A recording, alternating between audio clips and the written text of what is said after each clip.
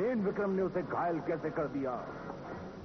जंगेजी तो वीरेंद्र विक्रम को खत्म कर ही दिया होता, लेकिन ऐन वक्त पे वीरेंद्र विक्रम ने जिस तलवार से जंगेजी को घायल किया, वो तलवार किसी और की नहीं, बल्कि आपकी बेटी चंद्रकांता ने उसे दी थी। तुमने सिपाहियों के साथ उस पर हमला क्यों नहीं किया? जंजीरों में जकड़कर उसे हमारे सामने पेश क्यों नहीं किया? ये मुमकिन नहीं था महाराज। हमारे या सिपाहियों के हमले से चंद्रकांता की जान को खतरा था। वो कैसे? कमबख्त वीरेंद्र विक्रम चंद्रकांता को अपने साथ अपने घोड़े पे बिठाकर नौगढ़ फरार हो गया। क्या पकते हो? और तुम बेशर्मों की तरह हाथ मलते रहे। ये बात किसी और ने कही होती तो मैं उसका सर कलम कर चुका होता, लेकिन तुम हमारे दीवान के बेटे हो। हम तब तक चैन की सांस नहीं लेंगे जब तक चंद्रकांता और वीरेंद्र विक्रम को जंजीरों में जकड़कर हमारे सामने पेश नहीं किया जाता। मुझे सिर्फ एक और मौका दीजिए, मैं अपनी जान पे खेलकर चंद्रकांता को वापस लेकर आऊंगा। हम तुम्हें हर बार मौका देते रहे हैं और तुम हर बार शिकस्त खाते रहे हो,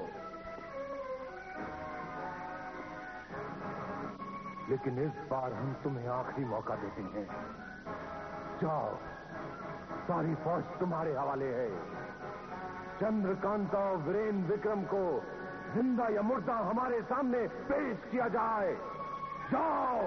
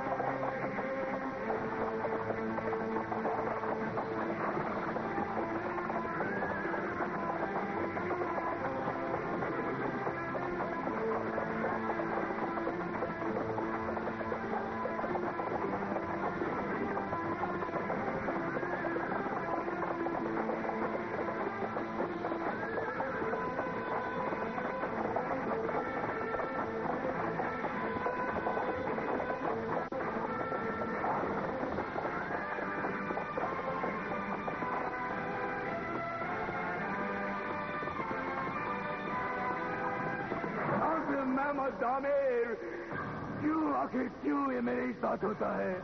क्यों मुझे हर बार मनोज शिकस्त का मुंह देखना पड़ता है?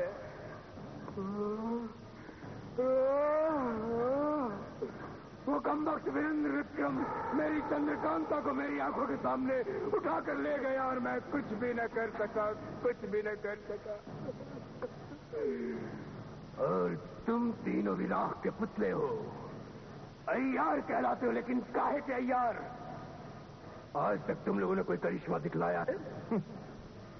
हुजूर, आपको जो नौगढ़ की कैद से छुड़वाया था वो करिश्मा नहीं तो और क्या था, वरना अब तक तो आप बेमौत मर गए होते। और हुजूर, हमारा काम है आपकी नन्ही सी जान की हिफाजत करना, उन प्रेमियों के रास्ते में रोड़े अटकाना नहीं। ये काम तो आपका है हुजूर, जलन भी तो आप ही को है। खामोश! अगर तुम लोगों ने मुझे इस वक्त गुस्सा दिलाया तो तुम तीनों को सूली पर चढ़ा दूंगा।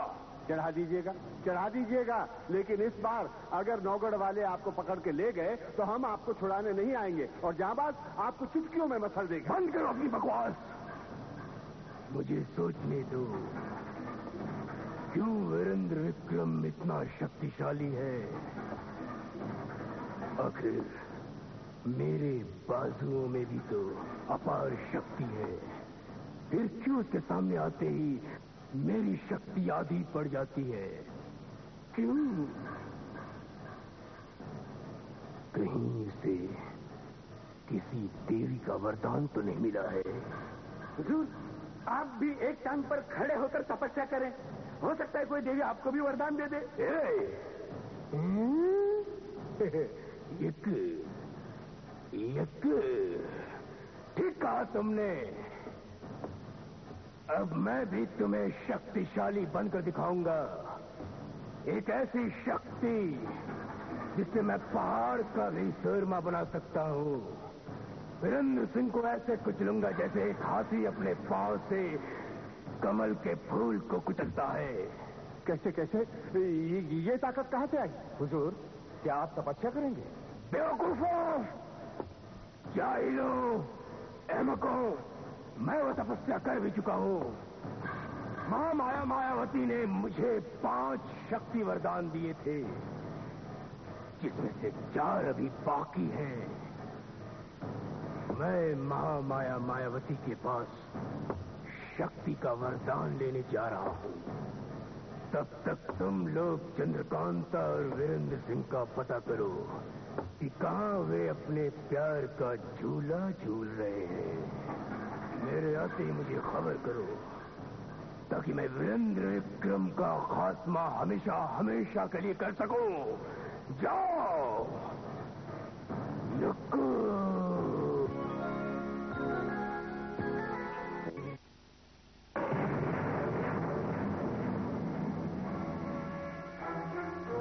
हुकुम महारानी जी। देखो, वक्त बहुत कम है और महाराज ने क्रूर सिंह को पूरी फौज के साथ वीरेंद्र विक्रम को गिरफ्तार करने का हुक्म दिया है। तुम दोनों बड़ी होशियारी से और क्रूर सिंह के अय्यारों से बचते बचाते फौरन चंद्रकांता और वीरेंद्र विक्रम की तलाश में निकल जाओ। उन्हें इस बात से आगाह भी कर देना। चंद्रकांता से कहो कि वो फौरन राजमहल लौट आए। जी। और वीरेंद्र विक्रम से कहो कि वो जितनी जल्दी हो सके नौगढ़ लौट जाए। जो आज्ञा।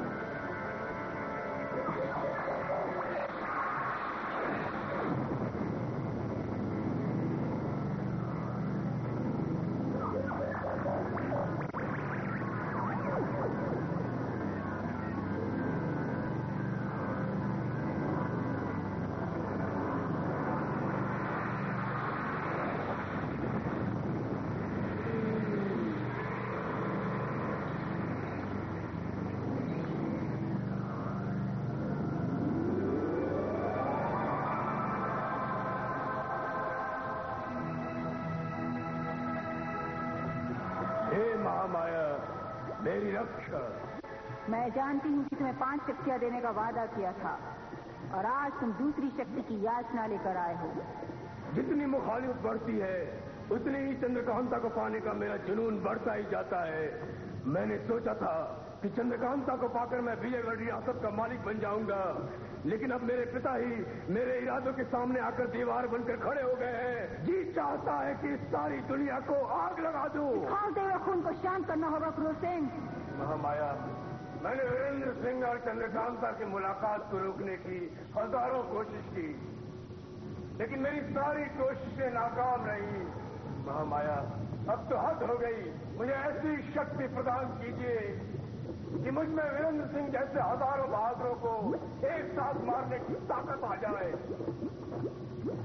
कृपा कीजिए महामाया, कृपा कीजिए। तो ठीक है, उत्तर दिशा में एक गुफा है, वहां जाओ। वहां एक तालाब में कमल का फूल दिखेगा। पानी को छूते ही कमल खिल जाएगा, जिसमें एक शीशे के प्याले में लाल रंग की औषधि होगी, जिसे पीते ही तुम्हारे शरीर में 21 अश्वों की शक्ति आ जाएगी। मगर याद रखना, तुम्हारे पास ये शक्ति सिर्फ उस दिन के तीसरे पहर तक की रहेगी। मैं तुम्हारी सहायता करूंगी, मगर याद रहे ये मेरी दूसरी महाशक्ति की प्राप्ति होगी। अब जाओ। जैसी आज्ञा महामाया।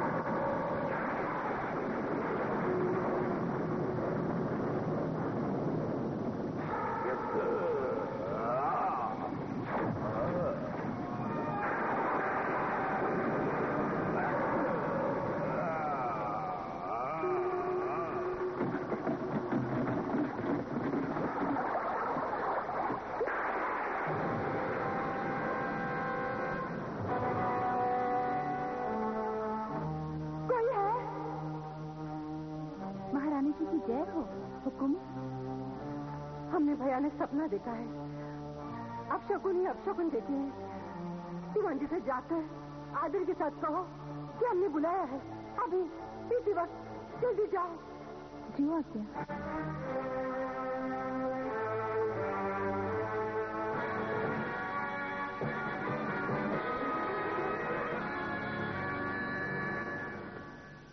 महारानी साहिबा की जय हो। आपने याद फरमाया? दीवान जी, हम सपनों की भाषा तो नहीं जानते, लेकिन इतना जानते हैं कि सपने किसी अनहोनी घटना का पूर्वाभास होते हैं। हमने ज्वालामुखी को फटते देखा है, हमने नदी को रेगिस्तान में गुम होते देखा है, हमने 2 शेरों को राजकुमार की छाया पर झपटते देखा है, हमने दीपावली के उत्सव पर हजारों बुझे हुए दिए देखे हैं।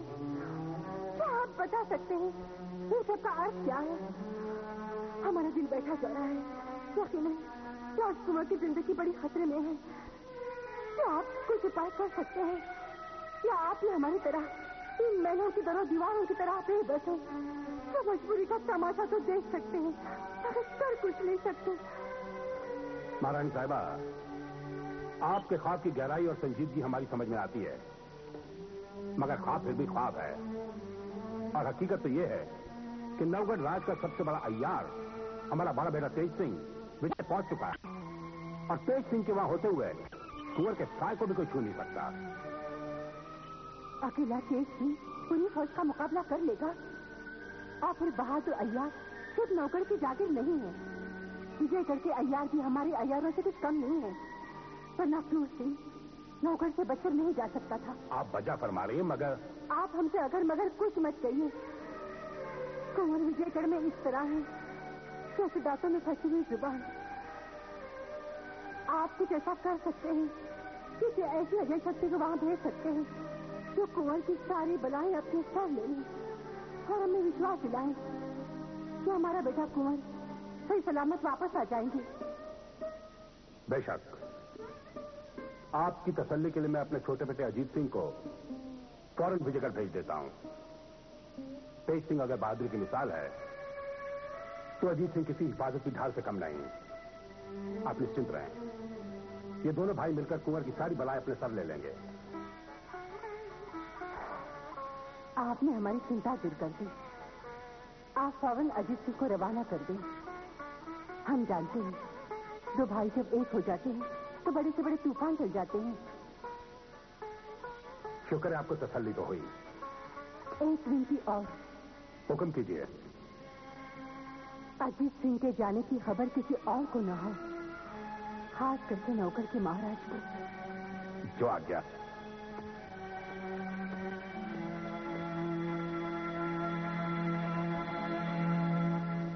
आप कैसी बातें करती हैं माँ? मैं कोई बच्चा थोड़े हूँ जो शेर मुझे खा जाएगा। हाँ हाँ, अब तुम बच्चे नहीं रहे। शिकार पे जाने दीजिए ना। बस हाँ कह दीजिए। कह दिया ना। आज्ञा दे दीजिए ना। आज्ञा हम तुम्हें देंगे बेटे। माँ बाप। हाँ बेटे, मगर शिकार के लिए नहीं। तुम्हारी कड़ी आजमाइश की घड़ी आ चुकी है बेटे। कमर कस लो, तलवार बांध लो और खंजर आस्तीनों में छिपा लो। क्यों? किसी मार्के पे जाना है बाबा? हाँ बेटे, बहुत बड़े मार्के पे जाना है। कुंवर वीरेंद्र विक्रम सिंह विजयगढ़ में है, उनकी जान को वहां खतरा हो सकता है। तुम्हें ना सिर्फ कवच बन के वहां उनकी हिफाजत करनी है, बल्कि सलामती के साथ उन्हें वापस भी लाना है। ये आप क्या कह रहे हैं? ये नन्हा सा हिरन क्या शेर की हिफाजत करने जाएगा? हमारे शेर बेटे का मजाक मत उड़ाओ अलकनंदा। हिरन कह के उसे कमजोर मत बनाओ। अजीत सिंह अब इस काबिल हो चुका है कि मौत से पंजा लड़ा सके। हमारी 7 पुश्तों ने नौगढ़ का नमक खाया है, और नमक का कर्ज चुकाते वक्त क्षत्रिय अपने सर फर की बाजी लगाता है, मां की गोद में सर नहीं छिपाता। अय्यारी के 70 गांव होते हैं, इसने तो अभी 17 भी नहीं सीखे। ये सीखकर तेज सिंह की तरह माहिर हो जाए तो। अलकनंदा, मछली को कोई तैरना नहीं सिखाता, पंछी को उड़ना नहीं सिखाता, और फिर अय्यारी और बहादुरी इसके खून में है। इसे कोई ईश्वरी ताकत ही नुकसान पहुंचा सकती है, विजयगढ़ के मामूली सिपाही नहीं। आप कुछ भी कहें, मैं इसे दुश्मनों की रियासत में नहीं जाने दूंगी। एक बार सीख जाए तो फिर जहां मर्जी भेजिएगा। वक्त किसी के सीखने का इंतजार नहीं करता अलकनंदा। नवगढ़ को इसकी जरूरत आज है। कुंवर की जान आज खतरे में है, और फिर वो क्षत्रिय भाग्यशाली होता है जिसे अपनी वफादारी दिखाने का मौका मिले। मैं जाऊंगा माँ, और मेरा विजय तिलक भी आप ही करेंगी, तलवार भी आप ही देंगी। यही प्रथा है, यही रिवायत है। शाबाश बेटे, शाबाश।